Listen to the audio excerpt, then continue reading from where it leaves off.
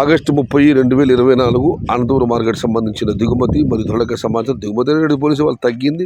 2,05,000 చిన్నగిరి దిగుమతి సమాచారం. ధరల విషయానికి వస్తే దిగుమతి తగ్గింది, కానీ ధర కూడా నేటితో పోలిస్తే బాగా తగ్గింది. వేలం పాటలు కూడా వేగం లేదు.